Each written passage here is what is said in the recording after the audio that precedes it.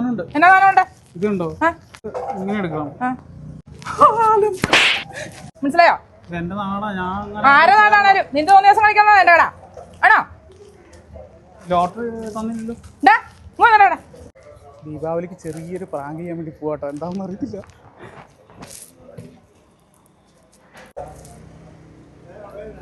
ചേച്ചി ലോട്ടറി ഉണ്ടോ? ലോട്ടറി ഉണ്ടല്ലോ.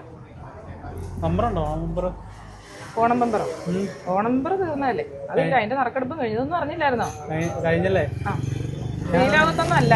ഞാൻ അവിടെ നിൽക്കാതെ ആണോ? ചില മൂക്കുത്തി കാണാൻ ഭയങ്കര ഭംഗിയുണ്ട്. ആ, അപ്പൊ അവിടെ നിന്ന് നീ എന്റെ മൂക്കുത്തി നോക്കലായിരുന്നു എനിക്ക് പരിപാടി. അല്ല, നല്ല രസമുണ്ട്. ഞാൻ അങ്ങനെ പോയി പറയാറുണ്ട്.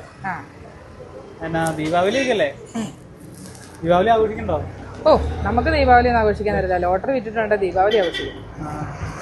പേടിക്കണ്ട, സന്തോഷിക്കാനുള്ളൊരു കാര്യമുണ്ട്. എന്നാ കാര്യം? ഞാൻ വന്നില്ലേ? ഇത് കൊണ്ടുവന്നുണ്ട്. എന്നാ സംഭവം? ദീപാവലി അല്ലേ?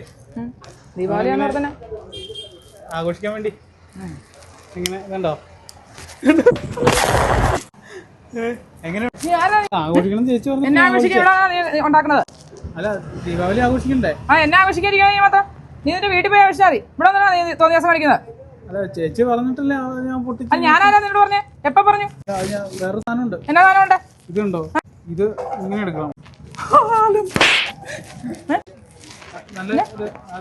നീ എന്നെ 3 ദിവസം ഇവിടെ കിടന്ന് കാണിക്കുന്നത്? കോളിയല്ലേ? കോളി ആഘോഷിക്കല്ലേ? ഒന്നും ആഘോഷിക്കുന്നില്ല ഇവിടെ. നിന്റെ 3 ദിവസം കളിക്കാണോ എന്റെ കട? മനസ്സിലായോ? എന്റെ നാടാ. ഞാൻ ആരെ നാടാണേലും നിന്റെ 3 ദിവസം കളിക്കാണോ എന്റെ കട ആണോ? ലോട്ടറി തന്നില്ലല്ലോ. ഇവിടെയൊക്കെ ഉള്ള ആൾക്കാരാ. ഇവിടെ ഉള്ള ആൾക്കാർ തന്നെയാ.